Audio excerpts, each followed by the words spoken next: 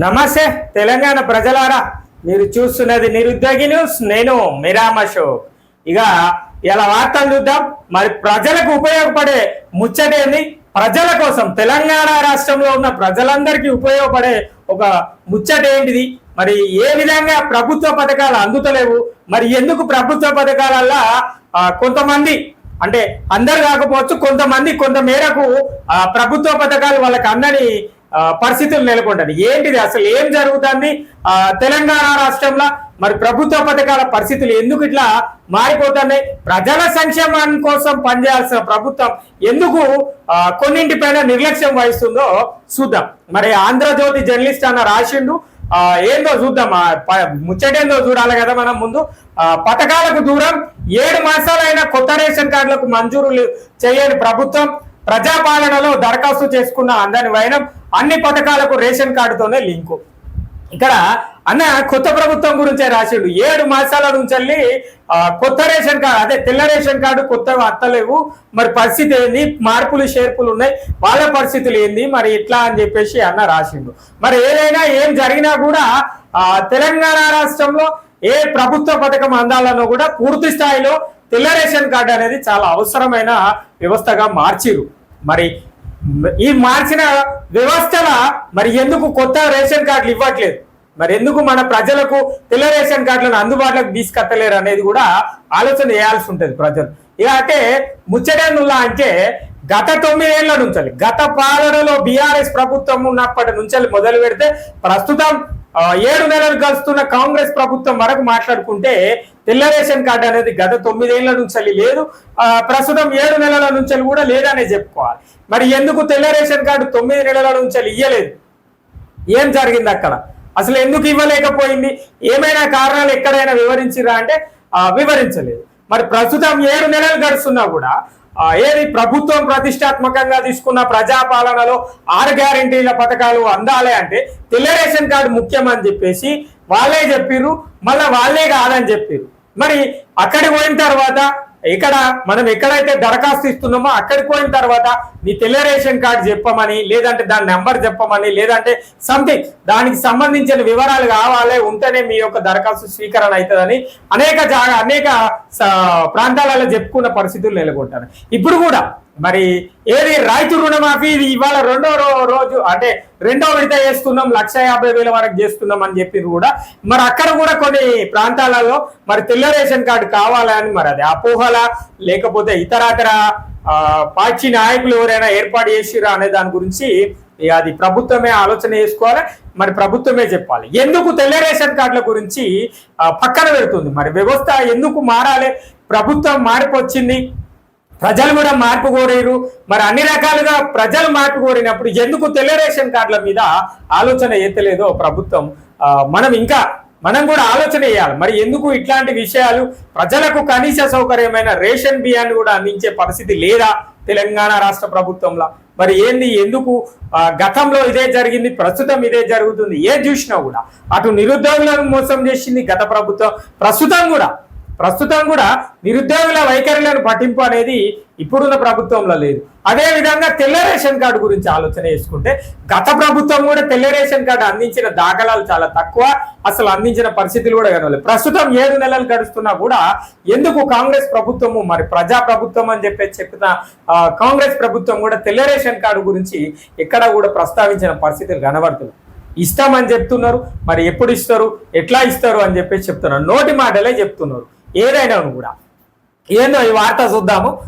ఇక ఏంటంటే అంటే రాష్ట్ర ప్రభుత్వం అమలు చేస్తున్న అన్ని పథకాలన్నింటికి రేషన్ కార్డును ప్రామాణికం చేసింది. దీంతో రేషన్ కార్డు లేని వారు ఆ పథకాలను అందుకోలేకపోతున్నారు. 7 మాసాలుగా కోసం పేద మధ్యతరగతి ప్రజలు ఎప్పుడు రేషన్ కార్డులో ఇస్తారు అని చెప్పేసి ఎదురు చూస్తున్నారట. గడిచిన 5 ఏళ్లలో గత ప్రభుత్వం హయాంలో 2022లో ఒకేసారి మాత్రం కొత్త రేషన్ కార్డులను జారీ చేశారే తప్ప ఆ తర్వాత తెల్ల రేషన్ కార్డులు అనేవి మంజూరే కాలేదని చెప్పేసి అన్న చెప్తున్నాడు.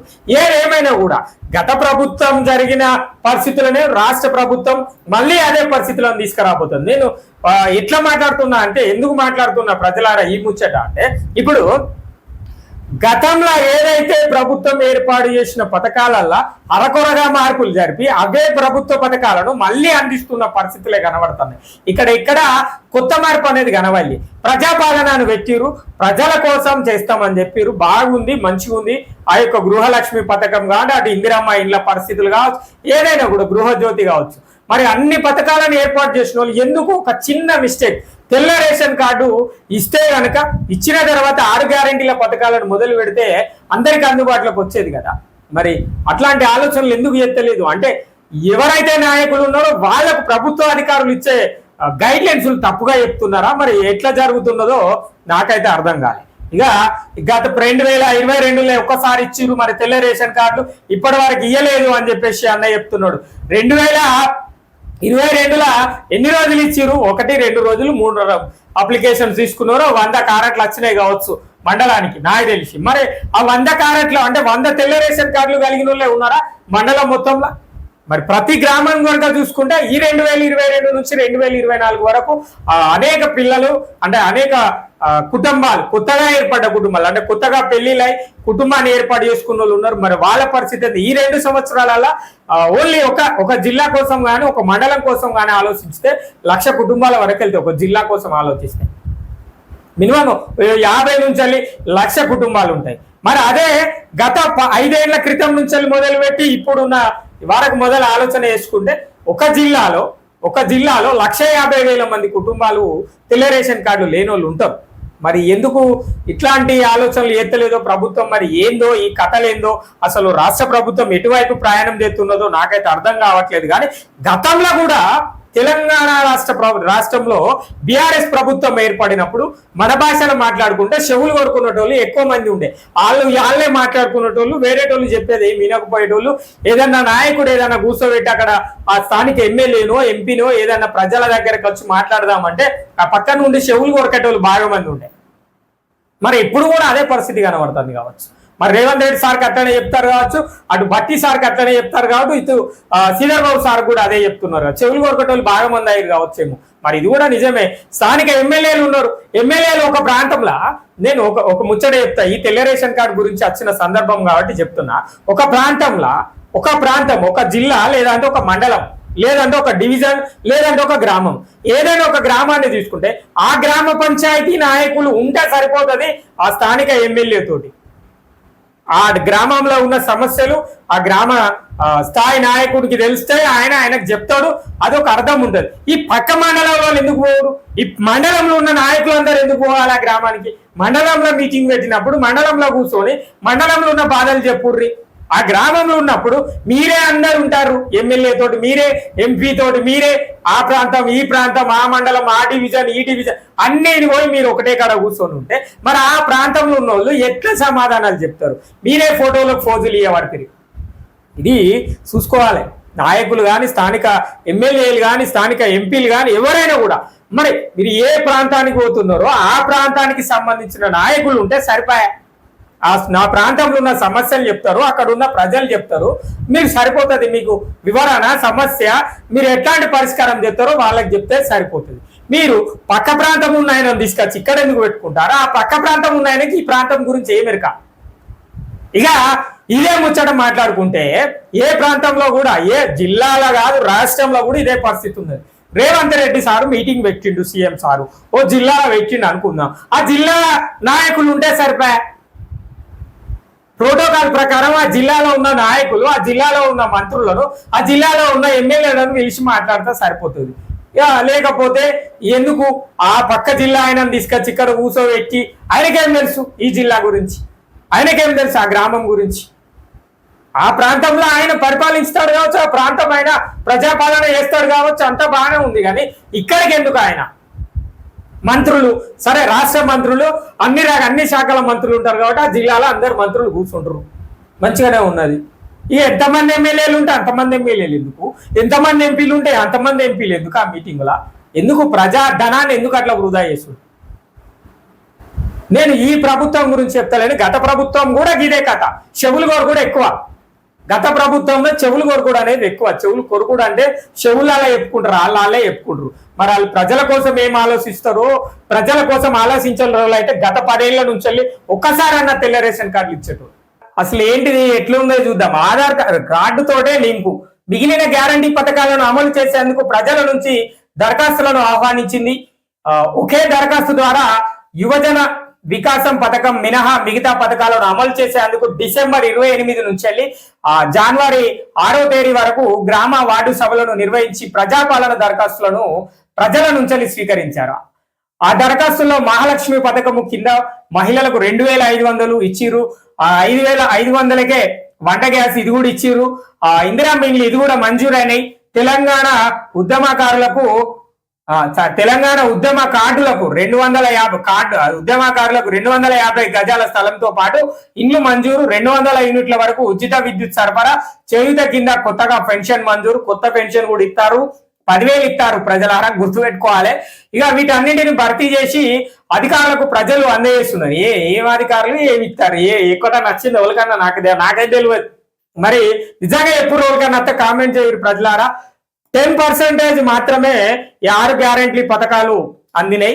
మిగతా 90% తెలంగాణ రాష్ట్ర ప్రజలకు అందలేదు. ఇది నేను నిజంగా సర్వే చేసి చెప్తున్నా. ఓన్లీ ఒక రామగుండం నియోజకవర్గాన్ని మాత్రమే సర్వే ఆధారంగా చెప్తున్నా. మిగతా నియోజకవర్గాలు నేను తిరగలేదు కాబట్టి నేను చెప్పట్లేదు. ఓన్లీ రామగుండం నియోజకవర్గం గురించి ఆలోచిస్తే ఏది ఒక 10 నుంచి 20% మధ్యలో జనాలకు వచ్చినాయి. మిగతా వాళ్ళందరికీ రాలేదు. మరి వాళ్ళందరి పరిస్థితి ఏందో ఎవరు చెప్తారో. మరి తెల్ల రేషన్ కార్డు ముందుగా తెల్ల రేషన్ కార్డు వచ్చే ప్రయత్నం చేసినాక ఈ ప్రజాపాలన దరఖాస్తు స్వీకరణ చేస్తే చాలా బాగుండేది. ఇక ఇక్కడ చెప్తారు ఏంటట, మహిళలకు 2500 ఏది మహాలక్ష్మి పథకం కింద మహిళలకు 2500 ఇవ్వడం. 500కే వంట గ్యాస్ ఇచ్చిరట. అబ్బో ఇందిరమ్మ ఇండ్లు మంజూరు చేసిరట. ఇక తెలంగాణ ఉద్యమకారులకు 250 గజాల ఇండ్లు కూడా ఇచ్చిరట. మరి ఈ ఉద్యమకారులతో నన్ను కూర్చొని మాట్లాడదాం ప్రభుత్వంకు మరి అడుగుదాం. మరి చెప్తారు వాళ్ళు ఎట్లాంటి పరిస్థితులు జరుగుతున్నాయి, ఏం జరుగుతున్నాయి, అసలు ఏంటిది 250 గజాల భూమి వచ్చిందా లేదా అని. నేను ప్రభుత్వాన్ని విమర్శిస్తలేను. నిజంగా ప్రజల కోసం ప్రజా సమస్యలను అడుగుతున్నా. మీరు ఎక్కడ చేస్తున్నారో చూపెట్టుర్రి, లేదంటే మీరు ఎందుకు చేస్తలేరో చెప్పుర్రి. అంతే తప్ప మేమేదో ఇక్కడ గతంలో బీఆర్ఎస్ ప్రభుత్వము తప్పుల తడక అది ఏమి చేసిందో ఎట్లా చేసిందో మీరు చెప్తున్నారు, మేము వింటున్నాం. వాస్తవంగా అనేక రకాలుగా కొన్ని సందర్భాలలో కాదు చాలా సందర్భాలలో అనేక పెద్ద స్కాములు జరిగినాయి. మరి ఆ పెద్ద స్కాములు చేసిందనే ప్రభుత్వ ఆ పార్టీని పక్కన పెట్టి మీకు పట్టం కట్టింది.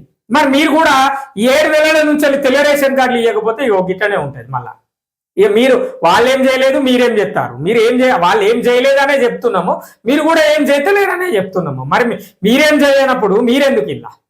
మరి ప్రజల సమస్యలను పట్టించుకోవాల్సిన పరిస్థితులు ఎన్నో ఉంటాయి. నేను ఏం చెప్తున్నా అంటే నిజంగా ప్రజలారా, గతంలో బీఆర్ఎస్ ప్రభుత్వం ఉన్నప్పుడు చెవులు కొరకటోళ్ళు నాయకులను చెవులు కొరకటోళ్ళు బాగా మంది ఉండే. ఇప్పుడు కూడా చెవులు కొరకటోళ్ళే ఎక్కువ మంది అవుతారు. మరి ఆ చెవులు కొరకుడు బంద్ చేసే ప్రయత్నం చేయించుకోర్రి నాయకులారా.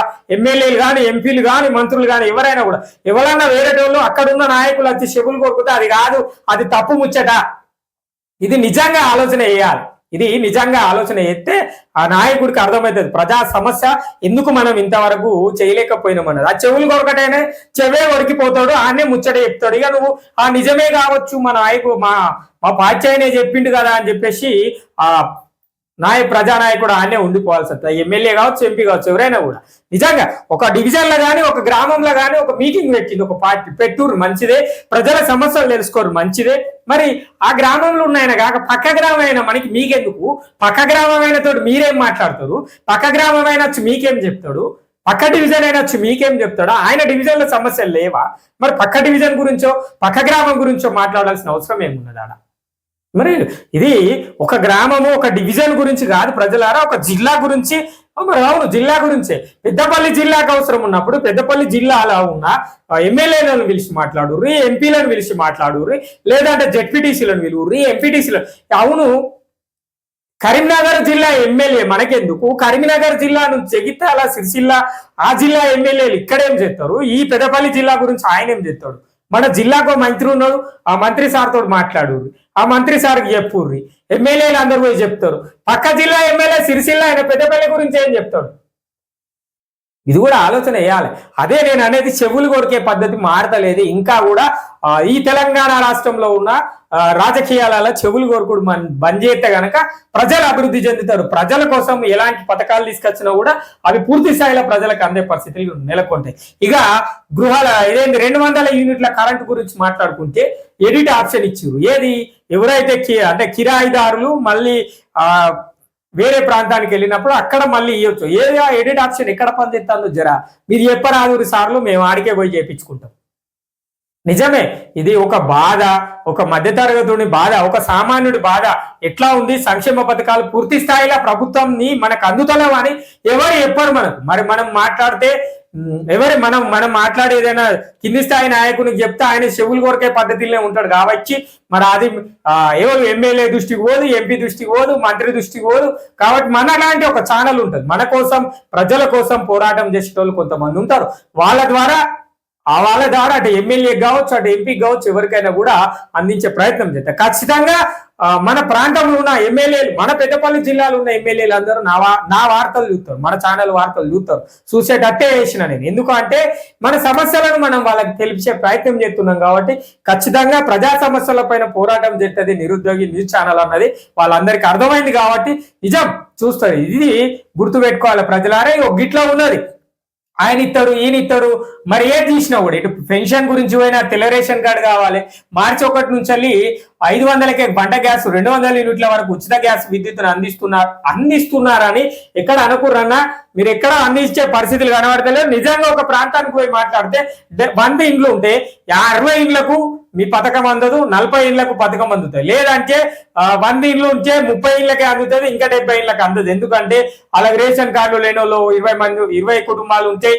అట్లా అనేక రకాలుగా మీరు ఓవరాల్ గా తీసుకుంటే తెలంగాణ రాష్ట్రంలో మీరు పెట్టిన పథకాలు నిజంగా 20 నుంచి 30% కూడా ప్రజలకు ఉపయోగపడుతున్నాయని అయితే నాకు తెలిసి అయితే లేదు. రామగుండం నియోజకవర్గం గురించి ఆలోచిస్తే నిజంగా రామగుండం నియోజకవర్గ ఎమ్మెల్యే మక్కాన్ సింగ్ రాజన్నకు చెప్పేది ఏంటంటే మన ఛానల్ ద్వారా, అన్న మీ ప్రభుత్వ పథకాలు పూర్తి స్థాయిలో ప్రజలకు అందుతలేవు, మరి పక్కదారిన పడుతున్నాయి, ఇవి పక్కదారిన పడుతున్నాయి. ఇది నాకు తెలిసిన ఇన్ఫర్మేషన్ అన్న మా ఛానల్ ద్వారా మీకు అందిస్తున్నాం. దయచేసి 6 గ్యారంటీల పైన మీరు ప్రత్యేక ఫోకస్ పెట్టాలి. ఇటు మన రామగుండం నియోజకవర్గంలో ఉన్న మున్సిపల్ కార్పొరేషన్ పైన ప్రత్యేక దృష్టి పెట్టాలి. ఇక గ్రామ పంచాయతీలను గురించి నాకంటే మీకే ఎక్కువ తెలుసన్న. రామగుండం మండలంలో ఉన్న గ్రామాలు, అంతర్గా మండలం, పాలకుర్తి మండలాలు మీరు చూస్తున్నారు రోజు. వాళ్ళ యొక్క బాధలు తీరవాలి. ఇది మీరు చేయాల్సిన పనన్నా.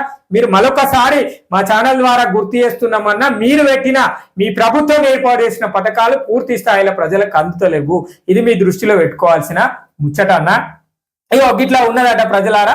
ఈ పథకాలు దూరం, పథకాలకు ఏ పథకం కావాలన్నా కూడా తెల్ల రేషన్ కార్డు ముఖ్యమైన అంశం అని చెప్పేసి ఈ అన్న మనకు చెప్తున్న సమాచారం.